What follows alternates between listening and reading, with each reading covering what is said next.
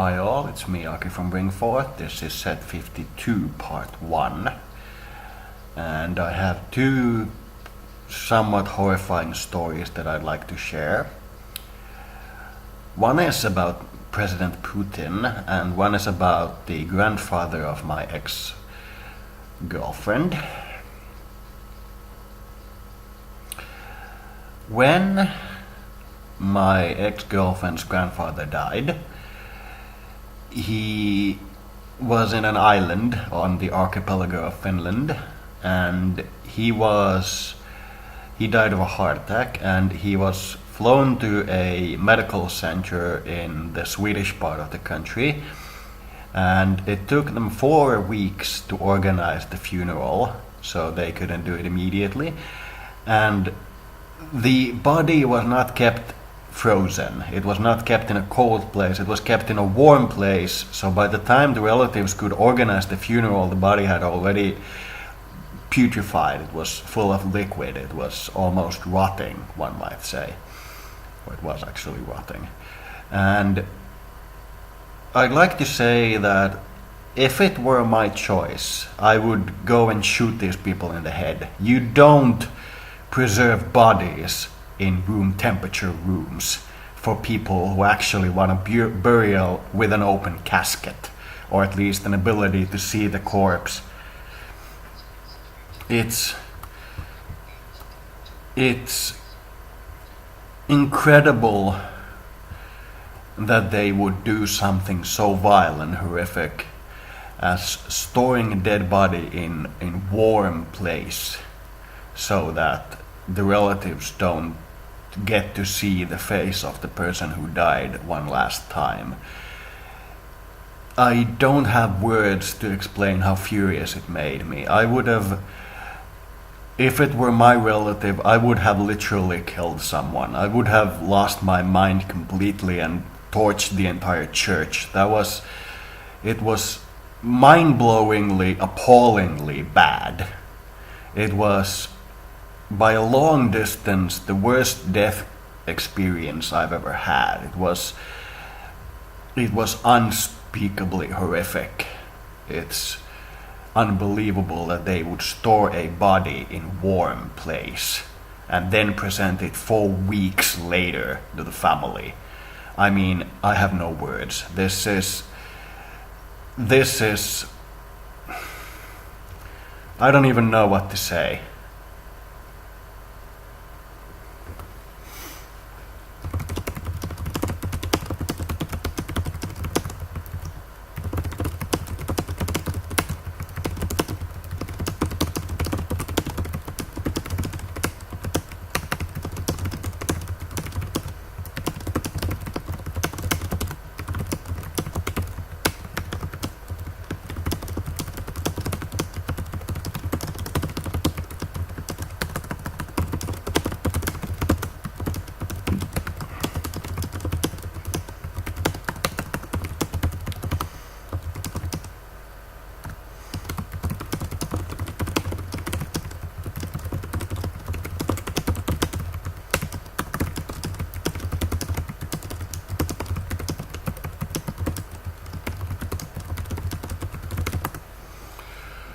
So that's all about that story.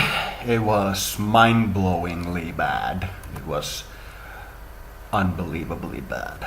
So if it were my choice and my relative, I would sue the place for malpractice and hope that they get the message, or I would just harm them, but I would probably sue them because I prefer to go through the legal route in this. Now the second one I want to talk about is the car accident with Mr. Putin's driver. I was online at the time and I just wrote to my Facebook. I had this feeling that someone was trying to kill me and Mr. Putin, and that there was no way to get the message to him fast enough without saying or alarming the system. And I wrote, "Mr. President, I'm going to have to try to kill you now," knowing that I don't have the power to actually harm him or anyone close to him, but that the speed of that message is the only way to get the message to him in time, because somebody was trying to kill him. I had a distinct, very strong feeling like somebody was trying to kill him, and like the moment I posted it, somebody crashed into his official car and killed his favorite driver. So from my point of view, I may hold responsibility for the action, but I in no way meant actual harm to him, because everybody who knows how I act knows that I don't give official orders like that. My orders are always signed. They are always prefaced by something along the lines of "from the office of" and my name, or from and my name, and similar things. I always undesign my orders so that everybody understands when it's an official order and when it's something else. Now, I think I have enough political power to attempt an assassination of somebody like him, that I won't deny. My healthcare officials disagree with me to an extent. They think that I don't have the perhaps position to try. But my personal opinion is that I do have the political power and the pull in terms of military strength to attempt. But I would like to clarify and say that I in no way meant harm to him. I meant to alarm him or alert him about what I sensed to be a plot against him and myself, and to kill us both. I don't know what happened, and I wouldn't even feel comfortable saying that the person who crashed into his car was my operative. It doesn't feel like the guy understands me. It feels like it's one of those people who try to take my actions and show them in a light where it would be possible to construct a conspiracy or a military scenario. In my view, someone's trying to harm me and President Putin, and there was no way to get the message fast enough to him without that option. And in my view, I failed. I wasn't fast enough and I wasn't powerful enough to prevent the death of an innocent. But if the police architecture of Russia and Finland and the international community does indeed decide to charge me with the case or the murder or the attempted manslaughter or whatever, I would like to plead guilty to involuntary manslaughter and conspiracy. That's how far I think I could have possibly be responsible for this. But I would like to state once again in unequivocal terms that I did not mean to harm him. I did not mean to harm anyone close to him. And in my view, someone was trying to harm the both of us and managed to do so. And despite my... One moment. There's somebody at the door. By the way, Norse map crashed when I was talking. Joo. Et moi tein suorasti. Joo. Ei ole myynyt tupakkaa. Mä voin tulla tuonne tupakkahuoneeseen polttamaan. Jos haluat. Mulla on vaan se pommi, mutta mulla ei ole papereita eikä mitään. Papereita? Mulla ei ole papereita eikä mitään, niin mä en voi katsoa kääriä, mutta mä voin puhuja. Ei ole vaan hakea tuolla kirjoituspapereita. Joo, siitä vaan mulla ei katsoa papereita eikä filttereitä eikä yhtään mitään. Mulla on pelkkiä puhuja ja mä oon just menossa polttaa pommista. No, voin mä siitä. Joo, no venäpäin sekunti, mä otan tästä nämä mun tavarat esille. Moi.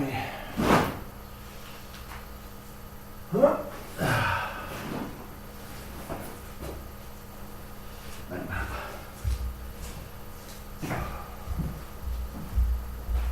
kaikkea mukana. On. Pidä ovi auki vaan.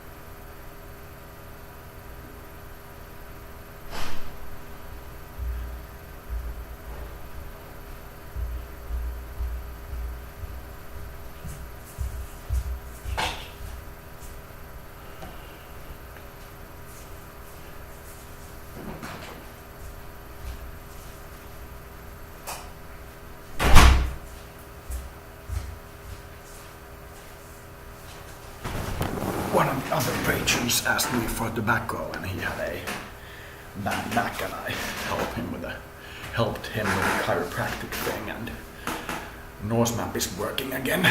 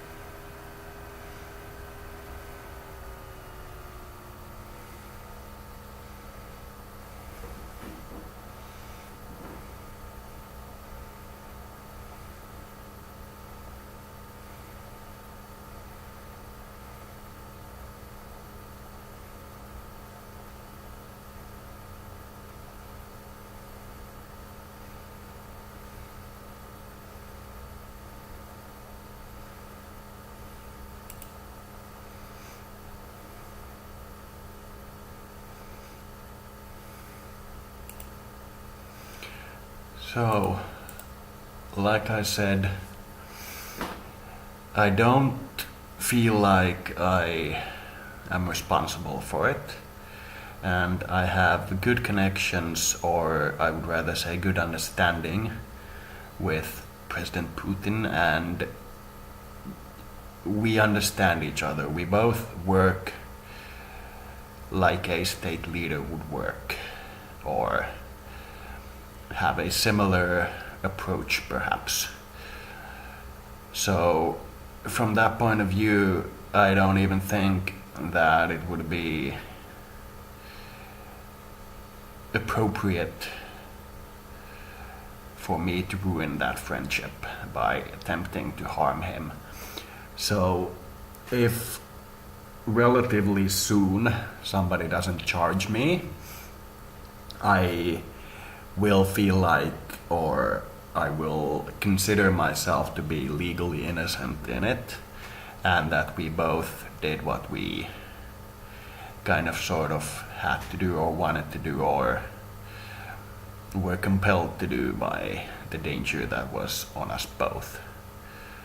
So that's basically the end of those two stories. On the one hand, I had the story about the corpse that wasn't preserved, and that is a travesty beyond belief.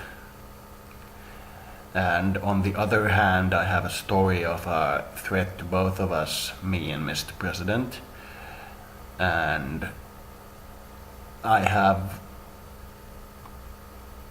no way to express what I feel in this situation. And in my view, it is unfortunate that the threat on us managed to get through our national securities and actually harm us. So that is all. I only wanted the best for him and didn't want to harm him, so I think that's the end of that.